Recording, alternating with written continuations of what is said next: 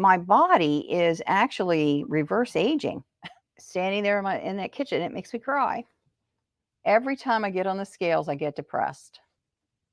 So I threw it in the trash.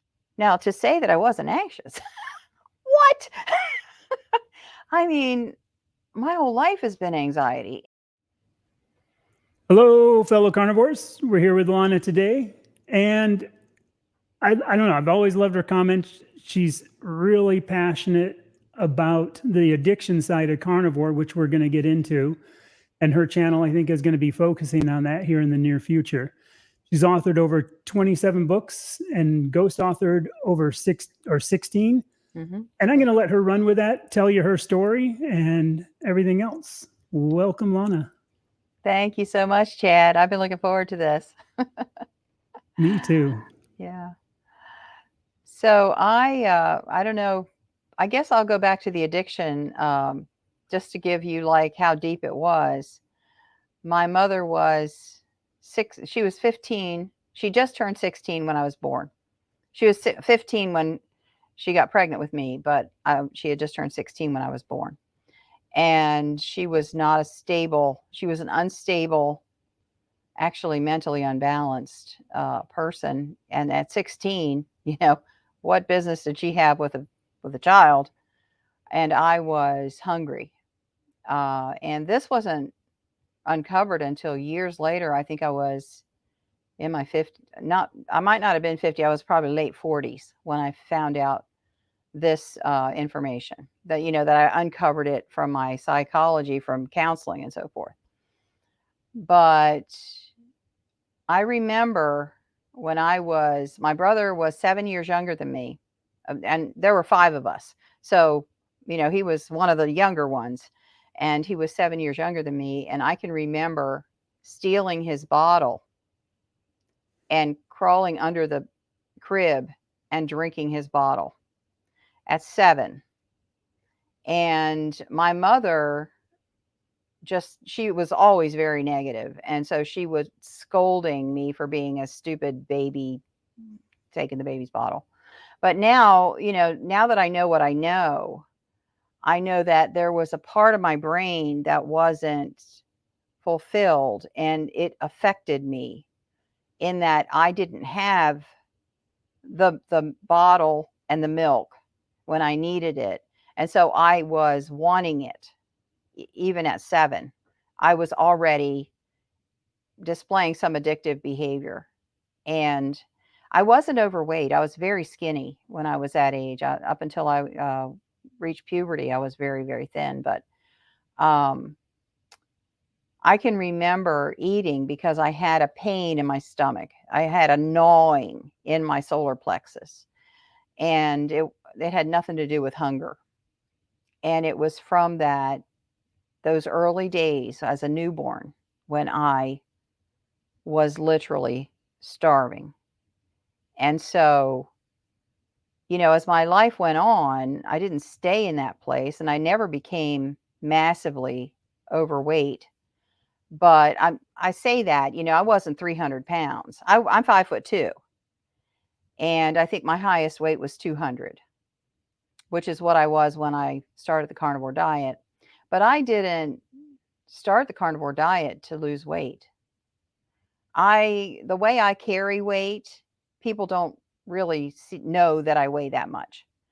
My body is very deep from chest to backbone, and therefore I can carry a lot of weight, and people don't really look at me and think that I'm heavy. But I was all, they thought I was pregnant, not fat, right? So where everything went. Which I have 7 children. And so when I got married, I was 118 pounds. And after baby number 3, I was 125. But then I had twins. And I gained 50 pounds with the twins. They were encouraging me to eat peanut butter out of the jar. I mean, they were encouraging me to pack on the weight because of trying to get these babies to be a, right normal size. And after that, I was 145, and I never went below 145. And my twins are now, they're going to be 40 next year. So 40 years of weighing 145 pounds and up. Um, so then after that, as the years went by, of course, I had two more children after my twins, but I still went back to 145. But, I just kept adding. And of course, as you hit 50 and 60, you just keep keeping it. You aren't able to throw it off as easily as you did when you were younger. So that's kind of my story. But the other piece of it is that I was raised in an Amish. Both my parents were Amish when they were teenagers. I was never Amish, but I was raised in the Amish culture, and my mother cooked Amish food.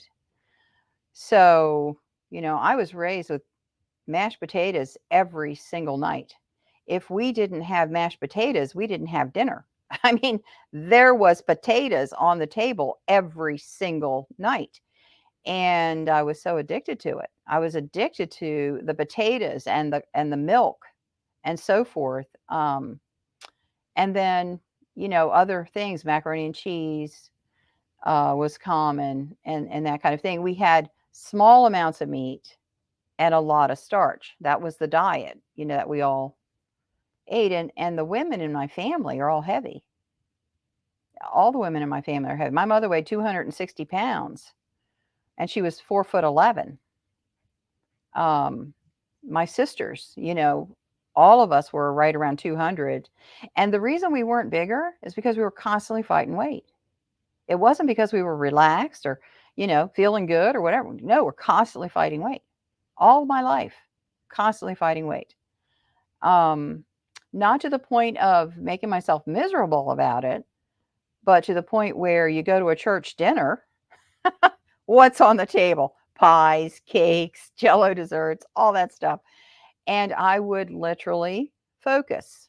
You're only going to take X amount. You're not going to go back for seconds.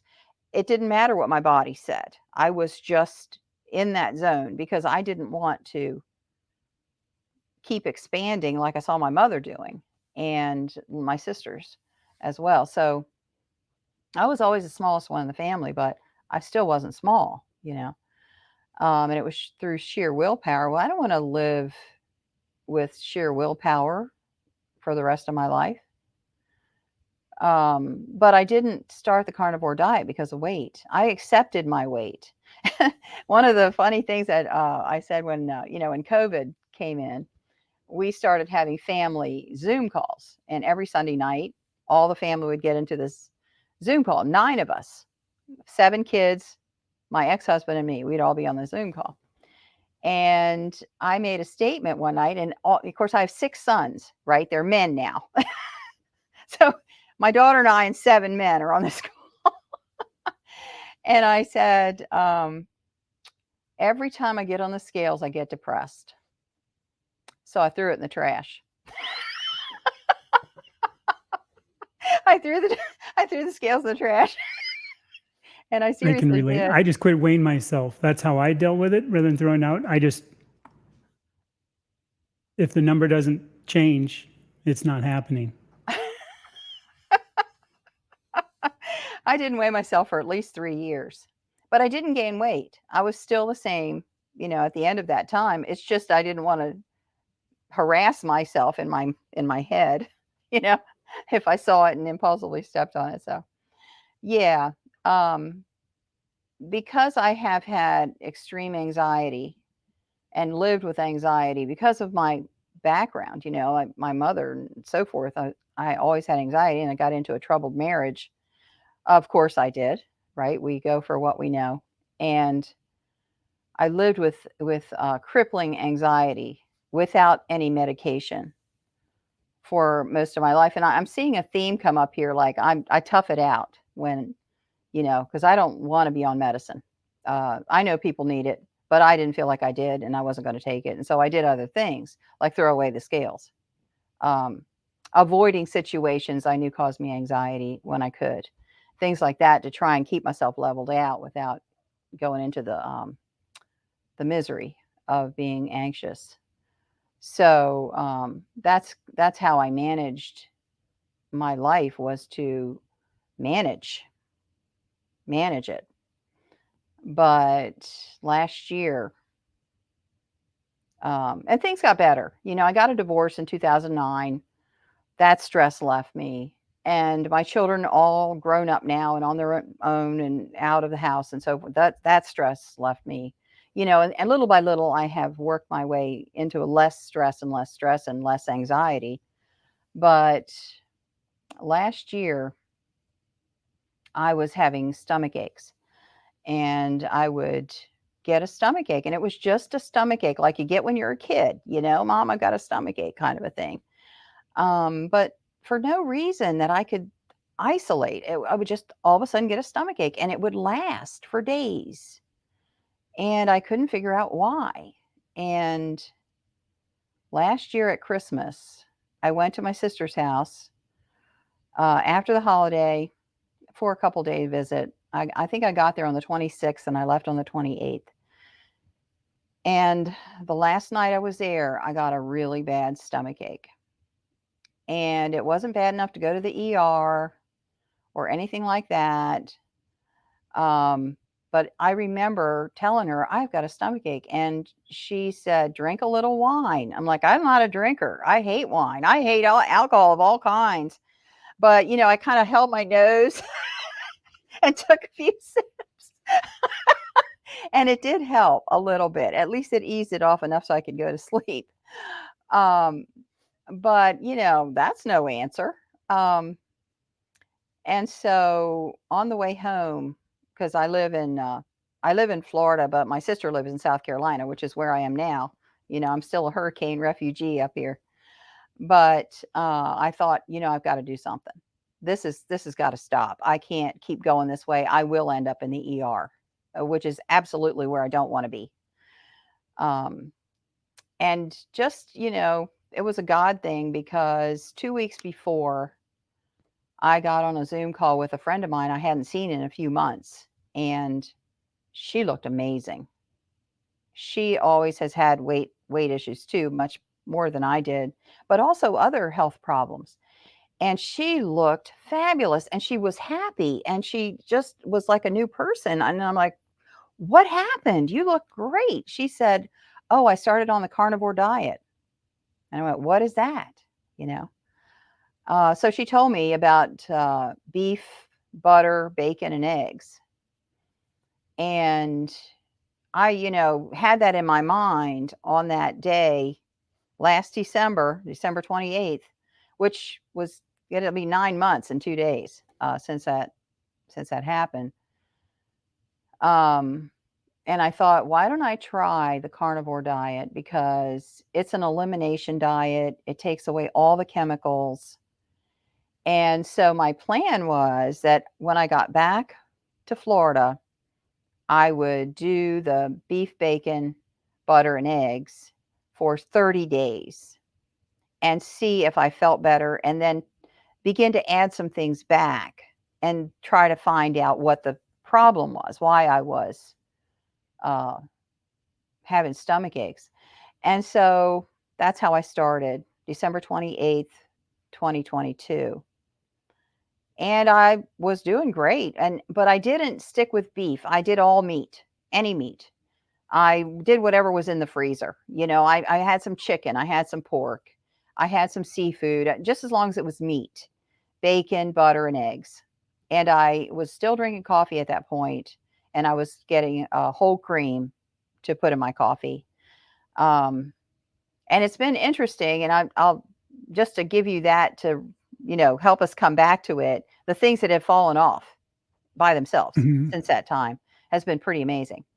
So that was basically what I was doing. I was trying to stick with carnivore food. I was still drinking coffee. And about 2 weeks, a little over 2 weeks later, I had to fly from Jacksonville to Boston.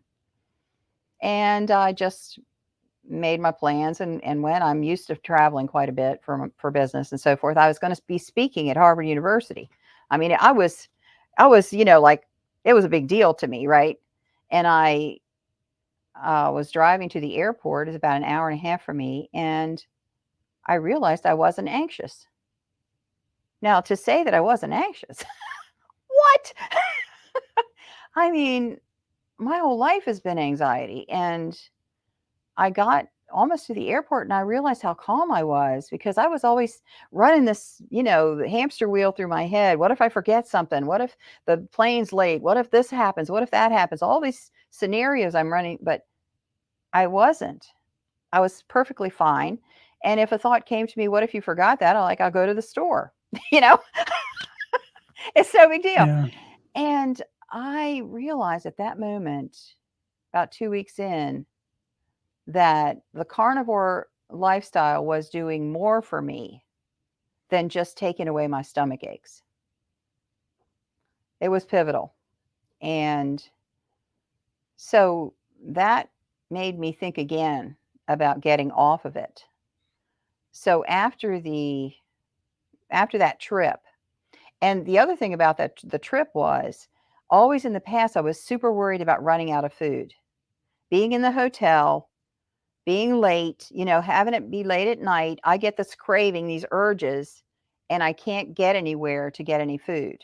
That was just a horror for me. And I always was carrying protein bars and stuff, with me.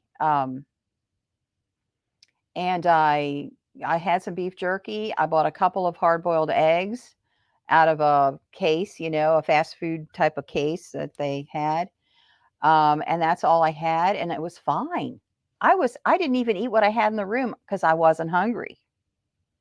So that was another thing that I realized, that I was more satisfied, calmer in my body. I wasn't worrying about food all the time.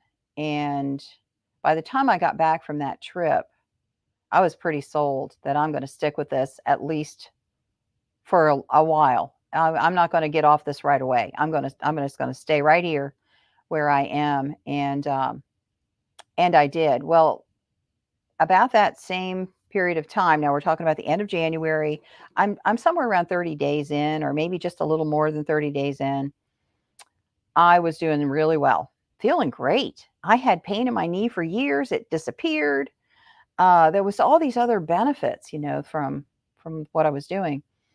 And I thought, I'm going to get some artificial sweetener. I did keto. Years ago, I did keto and gained 20 pounds. I gained 20 pounds on keto. It was amazing how much weight I gained. I was so mad. I spent all this money on keto food and I gained all this weight, and I didn't realize it until, I got on the scales and was almost fainted. I was so upset. So I thought, well, I'll just get artificial sweetener because that isn't sugar. It doesn't have carbs. And so, yeah, I was thinking I would just do whole cream, artificial sweetener, and my coffee. And I can't remember what it was, if it was stevia. I can't remember. Might have been agave. I forget. I put that in my coffee the first morning. Coffee tasted fine. About an hour after I drank my coffee, I got this horrible, gut-wrenching craving for sugar. It was worse. And, I had this twist in my solar plexus, like I have to eat some food all my life. This was like, ramped up 1,000 times. It was horrible. I actually had to quit working because I work at home, because I'm a writer, and I had to leave my desk, go lie on my bed, and I'm just praying, please let me get through this. I'm not going to eat sugar. I had it in the house still. I hadn't cleaned out my cabinets. I didn't know if I was going back or not. It was there, but I did not eat it because I didn't want to set myself back weeks from the journey I was on. And I got through it.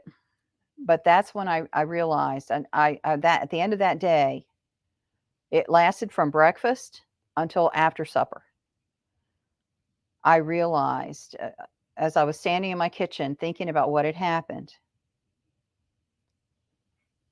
it was just like a switch went off in my head. You're an addict. You're a full-on addict. Just like an alcoholic, just like somebody who does cocaine, you are a carbohydrate sugar addict. And I remember this cold feeling coming over my body, like, oh my God. And standing there in that kitchen, it makes me cry. I made a promise to myself, to this body, I will never, ever eat sugar or carbs again. Never. The only way I ever get any is if it's slipped in something else. If I'm eating at someone else's home and they've got something in a sauce or whatever, I try to stay away from sauces, but you never know. They're going to baste something.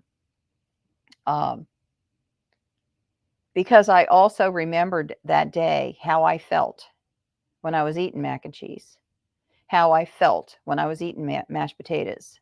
It was more than just, this is a good meal, I'm enjoying it. It was more like I was getting my fix. And I didn't want to stop eating. I had to make myself stop eating, or I would have cleaned up the whole plate or the whole pan or dish or whatever.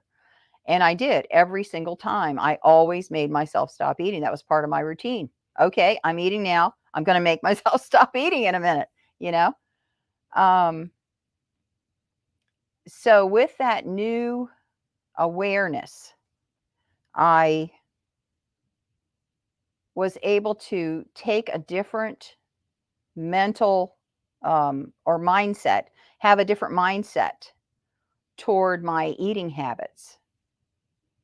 Because now, not only was I saving myself from stomach aches, which I did eat sushi one time early on.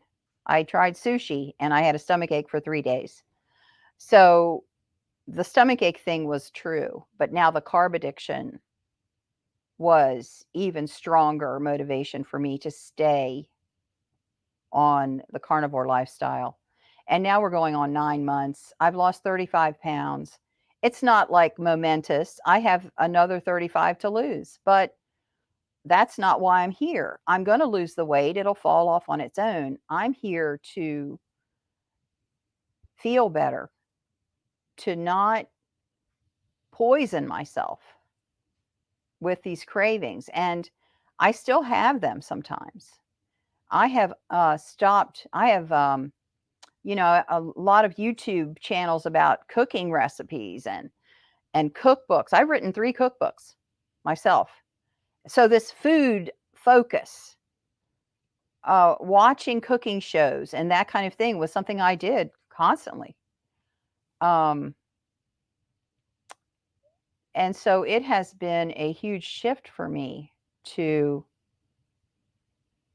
see food as something that is fueling my body, reversing my aging, and giving me more than I ever dreamed was possible.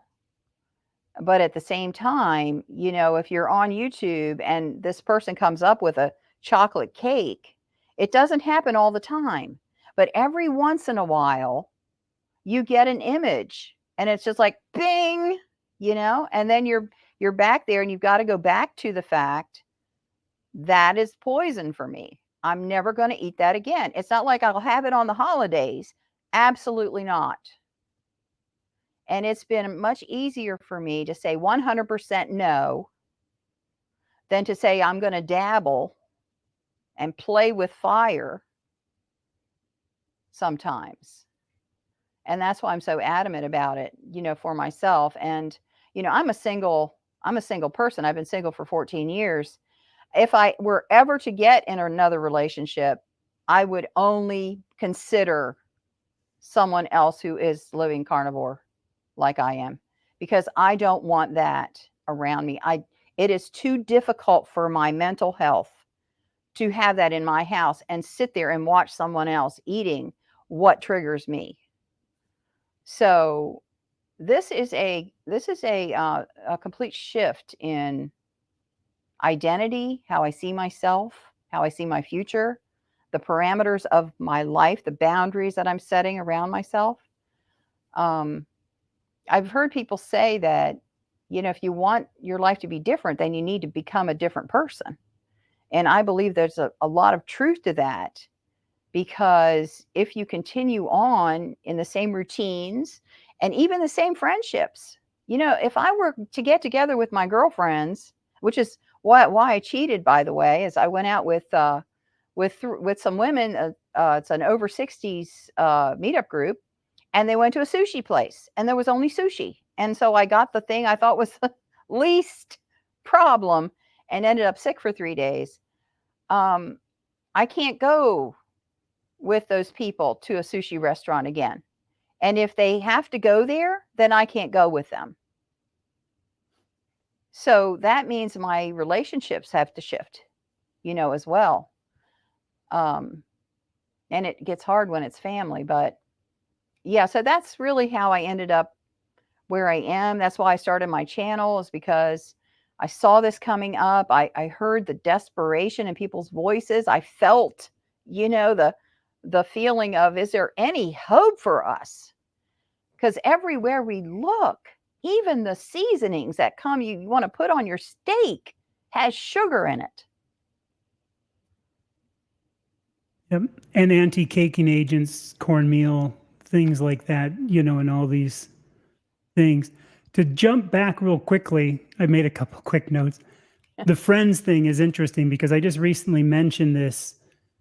I think friends don't want to sabotage you, but, oh, come on, Lana, just enjoy a little. Oh, come on, Lana, it's okay. I mean, you've earned it. Look, you've lost 30. What's a piece of, this? And I think those friends like that. It's not that they don't like you. I think you know what I'm trying to say. Yes. They like that Lana that wants to go out and have whatever, the sugary drinks, the sushi, the sashimi, the whatever they want to do, or let's go out and get a pastry. One of the things that has really come to my attention is how much I depended on going to restaurants for social life. The only place I really go with people is the restaurant. And I took a client to lunch. She was in town just a short time, couple days, said, hey, let's meet up and go to lunch. So we went to a steakhouse, which I chose. And she was okay. She ate meat too, but she just wasn't like me. I ordered a steak, and I told the staff, the wait staff, I don't want anything else on my plate. I don't want any potato. I don't want any salad. And I just want meat, and I want butter. And when the wait staff left, my client reamed me out for not taking care of my health, for not eating a balanced diet. And she was adamant. She was hard on me. And I had to sit there and try to be pleasant. She's a client. And I realized at that time that I had to alter my approach. And so I put it in one of the comments. It wasn't on my channel. It was on somebody else's channel. I put it in a comment. What do you do when you're in a restaurant and the person, that you're with wants to castigate you and scold you for only eating meat? And the person came back with a wonderful comment, and I just love it. She said, let them put everything on your plate. Just don't eat it. I wasn't tempted to eat any of that stuff. I just figured I don't want to waste food. But then I realized I had more trouble convincing the wait staff that I didn't want anything but the meat. It took me 5 minutes. No, none of this, none of this, none of that. What about this? No, none of that. Just like, I only want meat. And so now I just say, no salad, no bread. They take that. No problem. Everybody does that. A lot of people do that.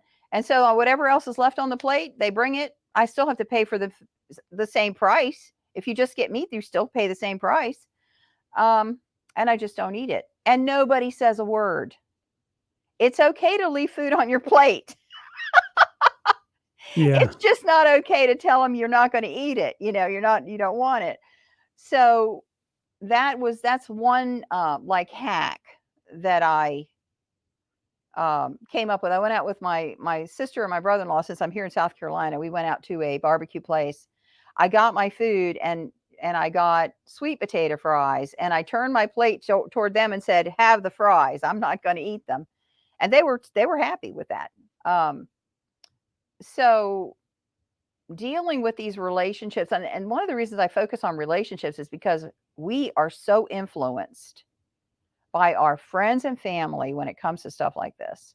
We don't want them to be upset. We don't want to hurt their feelings because they cooked something and brought it over. All this kind of stuff. We don't want to not go to the birthday party.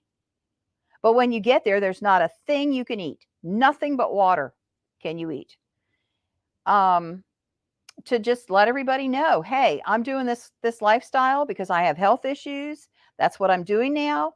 So don't expect me to eat cake. Just tell them, don't expect me to eat all that stuff. I'm not eating it. I'm doing it for my own benefit. And let the chips fall where they may, because in my estimation and with my family, if they're not supporting me to be living this better way, and I look better and I act better and they can see that, I don't need to be around them. I'm sorry. They might be my cousin. They might be my sister. What's more important to me? I'm the one who has to wake up in this skin every morning. Yeah. And so it sounds tough, but you know, if you have people around you who love you, they'll take that to heart. They'll listen. If you're diabetic and you say, I'm diabetic, I can't eat that chocolate, they'll say, oh, sorry. Yep. Yeah, that's so true.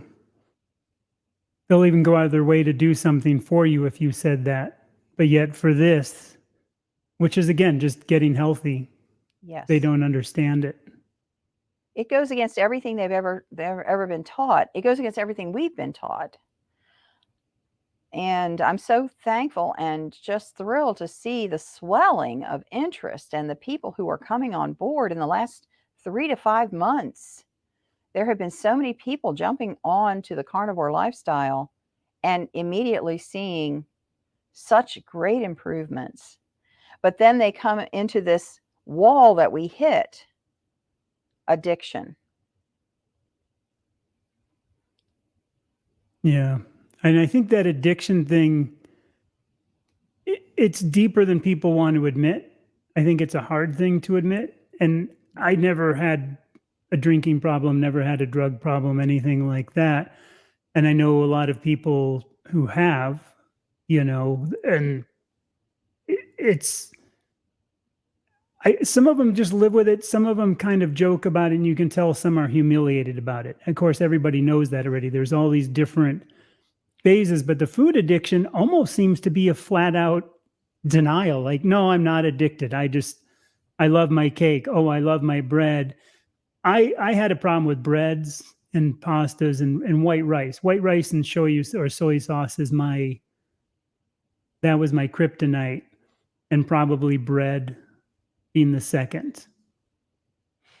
And you don't think of that as an addiction because, well, I need that. You don't need a beer. You don't need a drink, but you need to eat. You need your grains. Look at the food pyramid. You need this. And it's been beat into us since we were little kids, even in school, with the food pyramid and what it is. So I think it's an uphill battle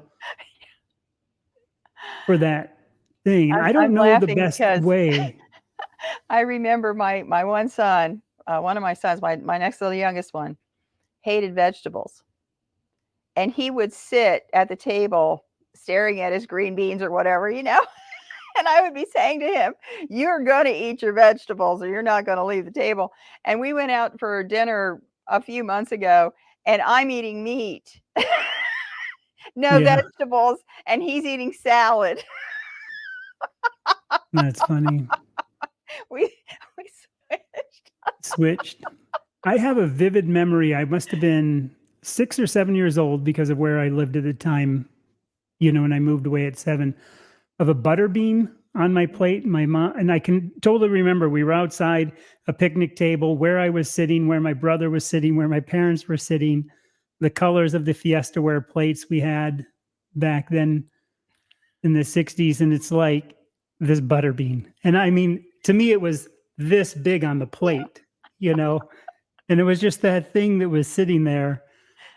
And I literally sat there for like half an hour before I just kind of put it in my mouth and tried to swallow it and, down it with water. But we were taught that. I think that's how every parent used to be. You're going to clean your plate. Now it doesn't happen, I don't think, that much. Yeah. I think it's But interesting that children don't want to eat vegetables because it isn't good for you. There's something about it. They know it's not good for me. I don't like it. yeah. Yeah.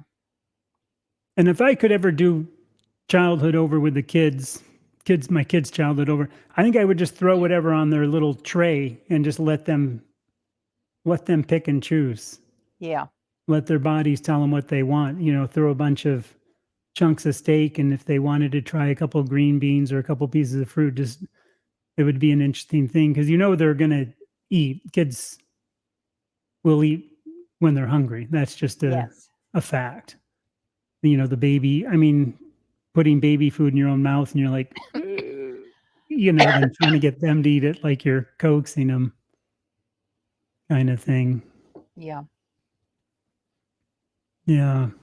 Now, going back to the coffee thing, because you said you quit coffee now? Yes. Or are you drinking coffee? Did Shortly you notice after, anything? pardon me? Or tell me about the coffee. Did you notice after you're quitting feeling better or not? Or how was that for you? It was more like, well, I went through withdrawal when I switched from coffee to fake coffee. I used Dandy Blend, coffee substitute. I went through complete withdrawal, including muscle pain, like the flu. I was surprised Mm-hmm. at how much it affected me because, I had my 1 mug of coffee a day. It wasn't like I was drinking it all the time. I wasn't drinking strong coffee either. I drink mild coffee, but my entire body went through withdrawal. It lasted for about 3 days, and it wasn't just fatigue. It was muscle pain and joint pain. Um, and so that really made an impression on me that I don't want to go back to it because if it's causing me that much distress in my body to come off of it, I don't want to go back on it. But then after a couple of months of drinking coffee substitute, I didn't want it anymore. And it was just a natural thing. In the morning I'm making my coffee, whatever, my fake coffee or whatever, and all of a sudden I just think I don't really need this. I mean, I think I could do without it and I'll be fine. So then I went to what I call carnivore tea. My carnivore tea is boiling water, butter, and electrolytes, plain electrolytes. And then I take an immersion blender and I foam it up. And I'll drink that. I drank that in the morning for, I don't know, a month or so. And now, since I've been here and I haven't had all my, I'm out of my element with my habits because I'm in a new place. I realize I don't even need that anymore. I don't even need a hot drink in the morning. I drink a full glass of water and I feel fine. So little by little, things fall off. The chicken fell off naturally. Pork, I eat once in a while, but I don't want it all the time. And seafood, the same way. I treat it like dessert. If I make a pan of bacon, sometimes I'll cook a pound of bacon and put the bacon in the refrigerator. Then I'll take the drippings in the pan and I'll fill that with shrimp. And that's like dessert to me. But I'm not eating shrimp all the time or any other kind of seafood. Mostly what I'm craving right now is beef. I want steak, I want roast, and hamburger. And I cook my steak and my roast the same way every time. I cook hamburger different ways. I tried to do a carnivore pizza with hamburger and cheese and what else? Something else. And didn't do a thing for me. I ate it and thought, well, I tried it. I'm not going to do it again. I just don't need it. I don't need the variety anymore. I just want to Yeah. eat my meat, feel better, and go on with my day. I cut out dairy, but I started it back for this no gallbladder thing that I have going. And I'm just doing this aged Parmesan. But I used to kind of make a deconstructed cheeseburger, just ground beef, some bacon in there, throw it around, and then I would throw in some cubes of cheese because the cubes wouldn't totally melt out and they were a Right. little more, cheesy bite because it wouldn't just turn into this melted mush. Mm-hmm. And I used to like those, and that's kind of went away. But you mentioned the roasts and the thing. So just what are some of your favorite ways to cook food? Like how do you like to do roasts? What kind of steaks do you like and how do you like to do them and how rare or well done or I'm that so kind of grateful thing? for the people who teach you how to cook meat on these carnivore channels because I was not, I didn't know how to cook a good roast. I didn't know how to cook a good steak. Um, so for the roast, and I got this from some YouTube channel that I don't even know, was a woman in her 80s was or 90s was teaching how to do a roast on top of the stove. And it's really so simple. And that is you rub the meat with your seasoning, whatever you want, salt or whatever, and then let it sit to an hour or so to get room temperature. Heat the cast iron Dutch oven or whatever you're cooking in hot, really hot, and you drop the meat in there, let it sear for a minute or so, and then flip it. And then you add about 2 tablespoons of water, no more than 2 tablespoons of water. Put that heavy lid on there and let it go. And just leave it. You can turn the heat down at that point. You don't want it screaming hot the whole time. But every half hour or so, I'll take off the lid and turn it, flip over the meat and put the lid back on. And after 2.5, 3 hours, that is the best. It's got the salt in it and it's tender and the ligaments and all the, tendons and stuff in there have softened. The fat is rendered and it's good. And it's got this beautiful broth in there that I always use to put over, the meat on my plate. And I can cut a roast into 4 or 5 pieces, and that's food for me for 5 days. So even if I pay, $20 for the roast on the, by how much I could eat per day, Mm-hmm. it's not that much. So that's my favorite way to do a roast now. That's the only way I cook it. And what does it take me? 5 minutes at the beginning, and then every half hour or so I go flip it. And that's, And if it that's lasts for a few days, I do a less. lot of cooking forward when I do chuck roasts. I do a lot of that. Like I Yeah, do sous vide cooking a lot, if you've heard of that, in the yeah. water. And the chuck roasts are good that way. And then you can finish them. And the thing I like about it is you can get them all done so they're cooked sous vide for 24 hours. Just keep them in the bag. And then you can just literally take out a chunk and like cut off, say, half the chuck roast and then just pan sear it to finish it to give it a nice crust. And you're Hmm. eating this nice warm thing and it's got this fresh crust on it. So it's not even like leaving leftovers. And I found that, I guess, convenient sometimes. Yes, I love the fact that there's no leftovers. You're eating the whole thing. Yeah. Yeah, Yeah. And there's always some in the fridge. So I do say there's leftovers, but I don't have leftovers of what I make. Does that make sense? You know what I mean? I can make yeah. exactly. And I've always found that to be pretty handy. But how about steaks? Do you like ribeyes, New Yorks, Oh, yeah, I love sirloin, or do you ribeyes. not really care or I just tried, I tried New York strip. It was so dry. I mean, I love ribeyes if I can afford them. And when I go out, I yeah. try to get a ribeye at a steakhouse or wherever because they know how to cook them. Yeah, Yeah.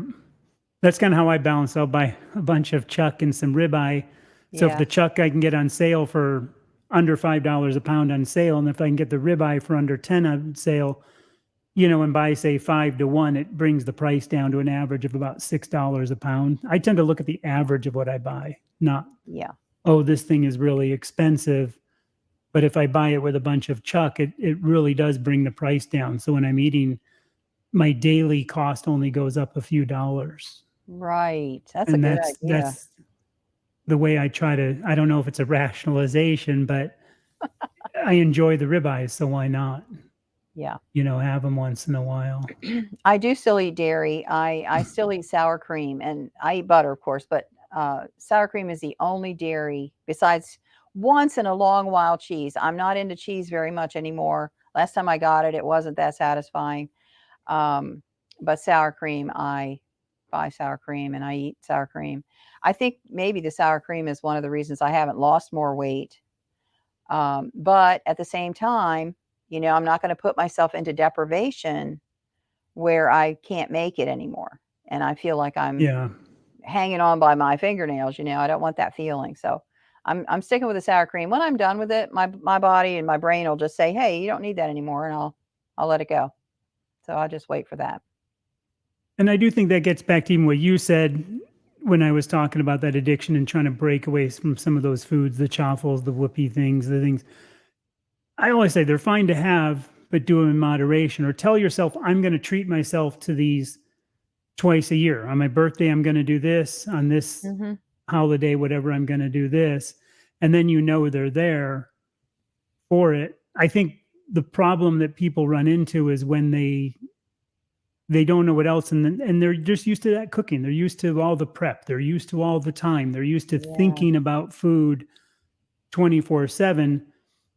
And I do notice I did the same thing. So I'm not ever saying anything bad. I did the same thing. I used to make all these fancy sauces with the pan drippings. I'd add cream, I'd do reductions. I would make Wow. even like eggs Benedict by making the chaffles, and I would add sour cream or cream cheese. I'm sorry, cream cheese, because it kind of sweetens it up almost like an English muffin then. And then you make a chaffle with some of the pork rind, egg, and some cream cheese, and then lay your, bacon or whatever on there and your egg. And then if you use bacon grease to make a hollandaise sauce, it's actually really good. Mm. And then, I just got to the point where I like it, but it's not worth the time. Yeah, I feel that It's, way too. so I was that's eating kind of how cream I cheese got. too, but don't really Yeah. yeah, don't really have to Now, do you add ever do any. yogurt, like Greek yogurt or anything, or you don't, just the sour cream? I started off with Greek yogurt at the beginning, but then I looked at the contents and I realized it had more carbohydrates in it than I wanted. I wanted 0. And, so I let the Greek yogurt go and just went with sour cream, and, I'm still eating sour cream, but, yeah, I don't have any yogurt anymore. I don't want it. I just don't need it. Hmm. It's just one of those things where my body is satisfied. For the first time in my life, I don't feel like I have to eat any particular thing, and I am loving it. I am absolutely loving it. So what is a typical day of eating for you? How many meals? How often? What time? The details. Everybody wants the details. It's a fun thing to figure out what people are eating for some. There's always that curiosity. Then it's going to be like, oh, but I don't eat. It's like, well, that's fine for you. But Yeah. Yeah, this is just what I've come to. It hasn't been from following anyone. I eat 2 meals a day. I eat, probably between 1 and 3 o'clock. I'll make my big meal of the day, and that could be, usually some type of eggs with beef. So if I have meatballs in the refrigerator, I'll pull them out, heat them up, and put eggs and scramble the eggs and the meatballs together, that kind of thing. If I have a roast in there, I'll take a piece of roast and heat it up with the broth and eat that. So that's my main meal of the day in the early afternoon. And then around anywhere from 7 to 9 o'clock, I will have a second smaller meal. And just depends again what's in the refrigerator. I'll just pull out what looks good and eat my smaller meal. Now, I do eat pork rinds. And sometimes, if I feel like it, I'll take pork rinds and dip them in sour cream, just plain sour cream. that is And that's a addictive treat. beyond. That is so good. I used to eat those in the beginning. I slowly got away, but that is an incredible flavor combination. It's great because the chilliness of the sour cream with the crunchiness. And so it's a substitute for chips and dip. It's okay. Hmm. It's within the parameters. I feel no guilt at all, and I enjoy it to the hilt. And then, after I've eaten a few of them, I'm done. I can't There's no way to overeat when you're eating this way because you'll suffer for it later. You'll get a stomach ache, etc. And believe me, I've been there. So yeah, I realize when I get a certain feeling, I'm like, okay, I'm done. And I feel good and I go back to whatever, I'm doing, and I don't think about food anymore. And my past life, from the time supper was over until I fell asleep at night, I was prowling through the kitchen constantly. I would finish one thing and go back and see what else I could find. and I don't do that anymore. I am so relieved that I don't have that gnawing feeling in my stomach anymore. Now, do you drink anything else besides water, like sparkling waters, or Mm-mm. I put and you're fine? electrolytes in Did my you ever have a water. soda addiction? No, I Go did ahead. not have a soda addiction.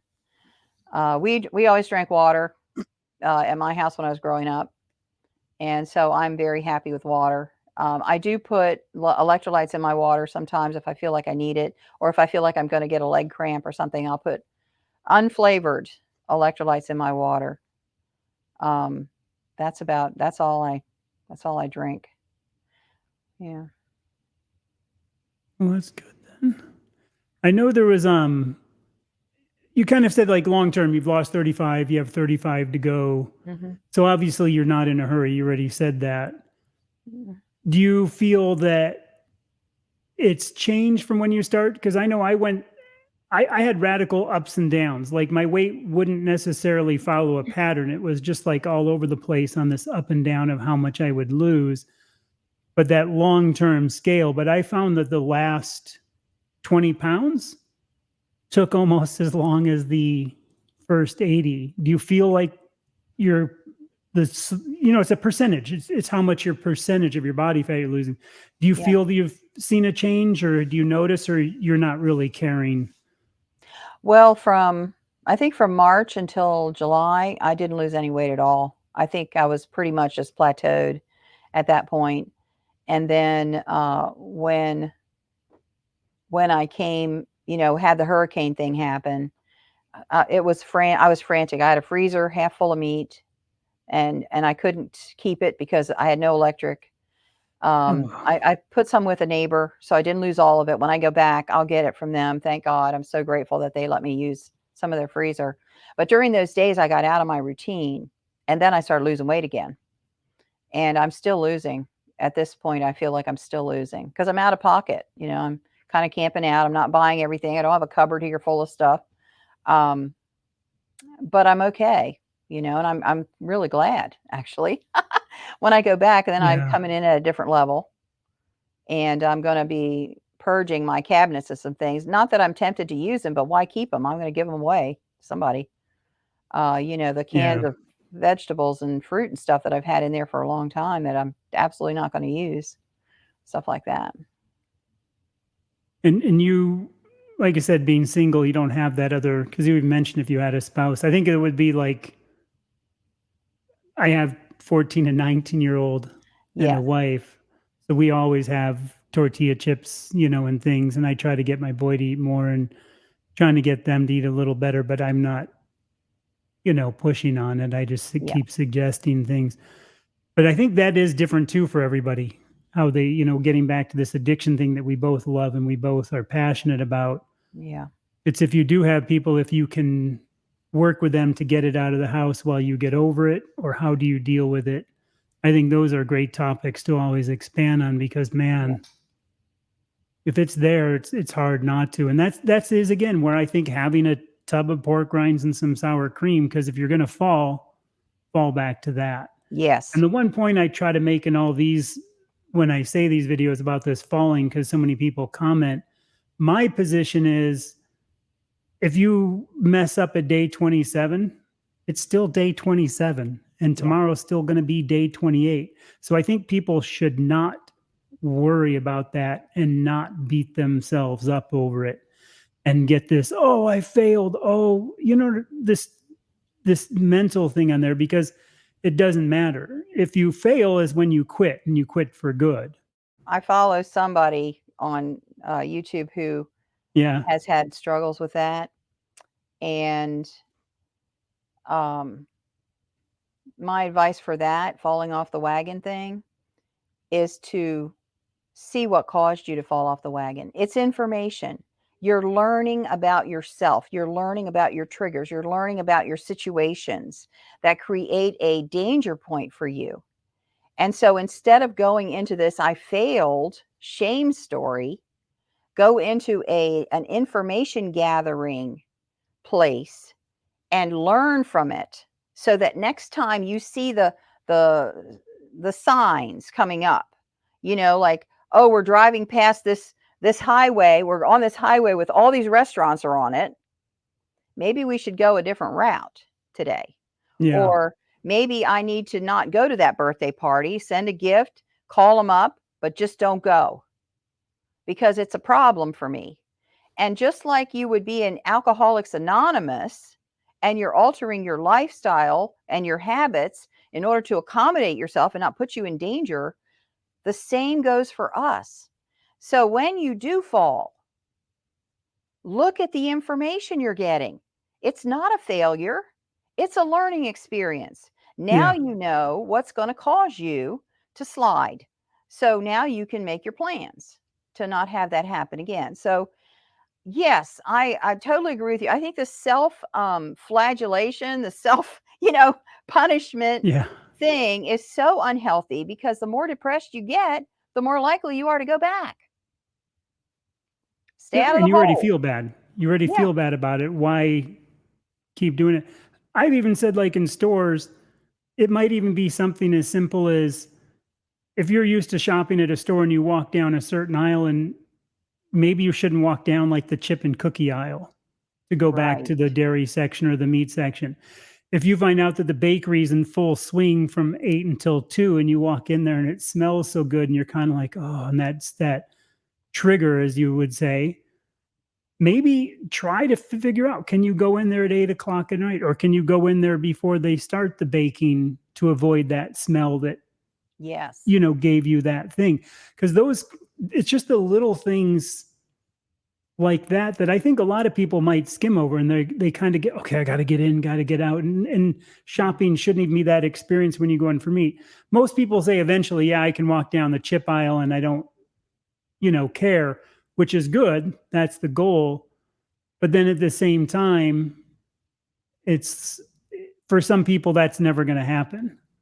And that's where you have to then come up with a plan, or like you said, another trigger, even if it's like, everybody likes to sit down to a movie and have something, if that has to be a small bowl of pork rinds to get you through, 1 month have a bowl, and then the next month make that bowl smaller, and the next month have it smaller, and maybe try to break it that way. And then it's one of those things again, after say whatever time that you truly feel you don't care and you want to do it for enjoyment once in a while, then bring it back if you decide. But then, like I said, you will be in control of the food. It won't be in control of you. Because that was Right. my problem when we're talking about the pork rinds and sour cream. I would buy the Costco tub of sour cream and the Costco tub of pork rinds, and before you know it, it's like, I don't, where'd they go? They're gone. Where Because did it all go? it's so easy to do that. Yeah. And I don't do spices anymore. I quit spices within that first year, but I would say in the first, and I came from keto for a year, so I kind of had that keto mentality. And, if you put the sour cream and then put some like taco seasoning in there, then dip them, that's a whole nother Yes. danger aisle, but a good aisle. But I think even, using like the chaffles, and I've said this again before, and I do think it's important, if you're going to have to have some kind of a textural thing, like you mentioned, it's that texture, it's the cold, the creaminess. If you have to have a texture, a chaffle can be a good thing to get a bread texture. Mm. You can put pepperoni and cheese in there for kind of a pizza flavor texture. You can put bacon bits and cheese for kind of put it between a couple burger patties, and it's almost like that bun texture, that squishy bun texture. Mm-hmm. Have them in the morning with something like your eggs, and make some scrambled eggs that are kind of runny, and bake a couple of those chaffles and pour over there. And you can pretend they're pancakes, English muffins, whatever you want.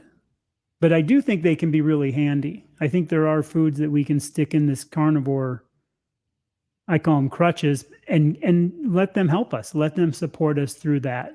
Yes. So I don't ever want to bash it. I just want people to be clear. I'm never bashing them. I'm just saying we have to know the purpose of why we're eating it, because you cannot live on a chaffle. You can live on meat.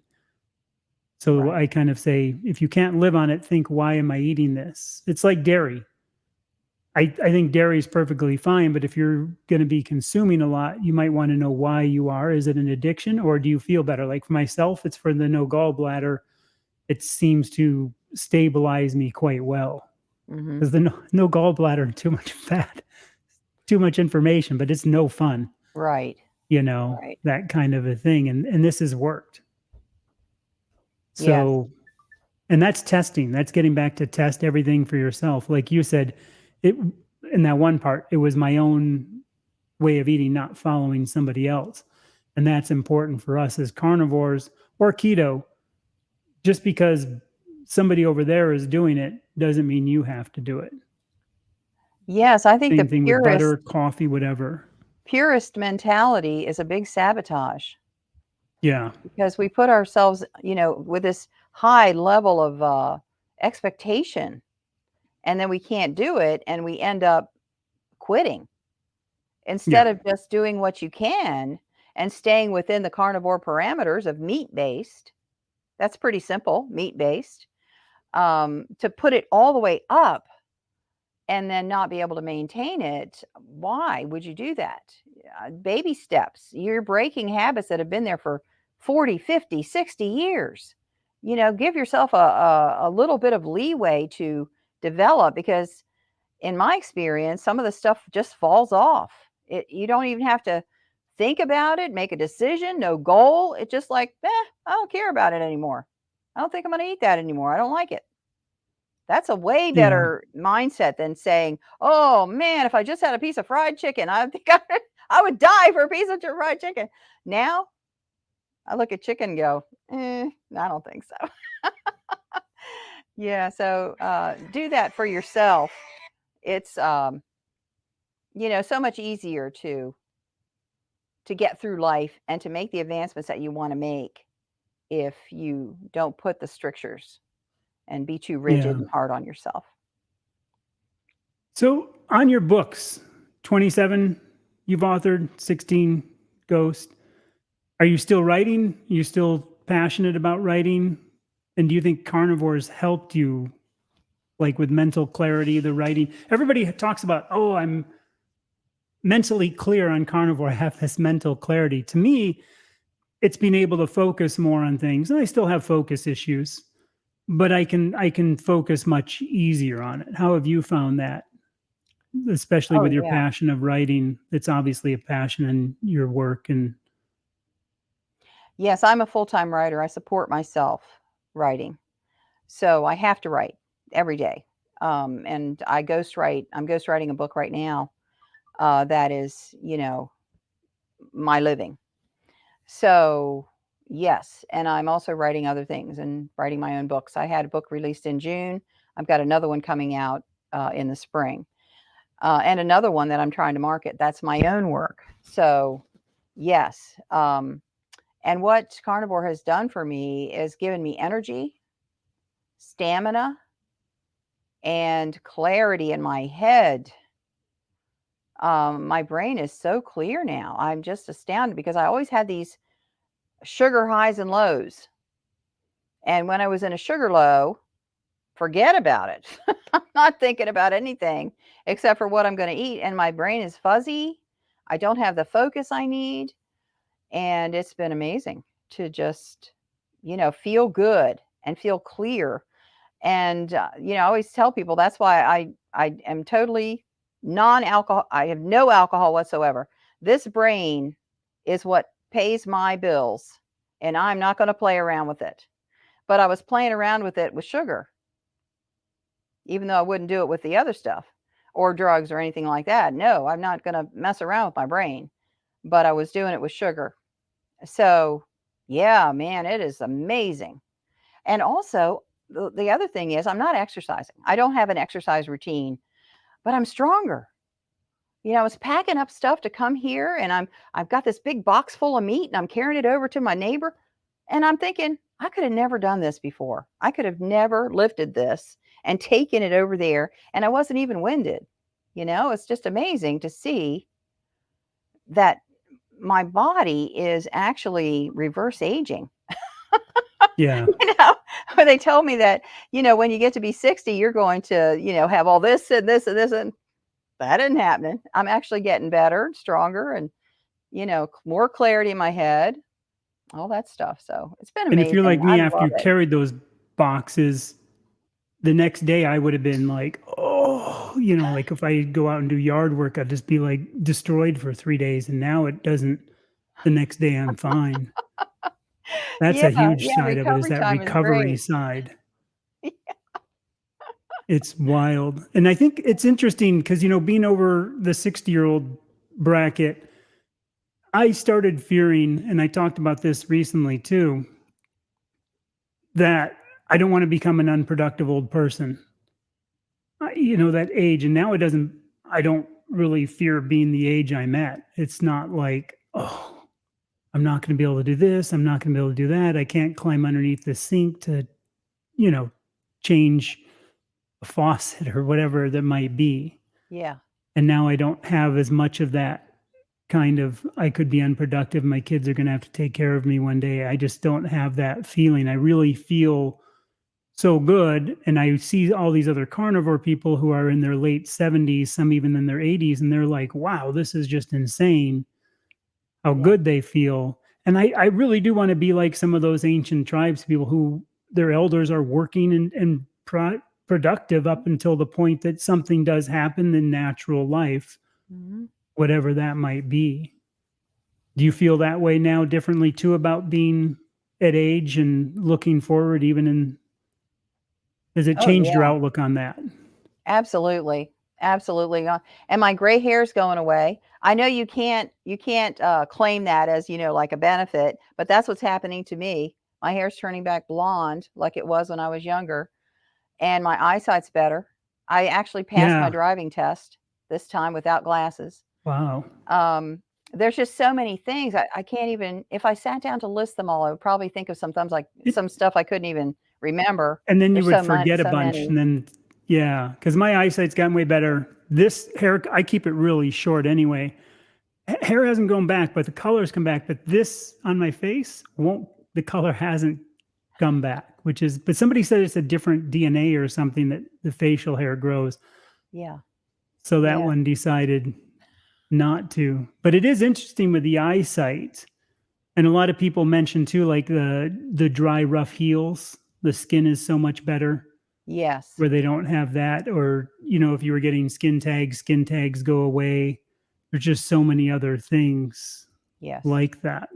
And people would bring stuff up and you go, oh, that's right.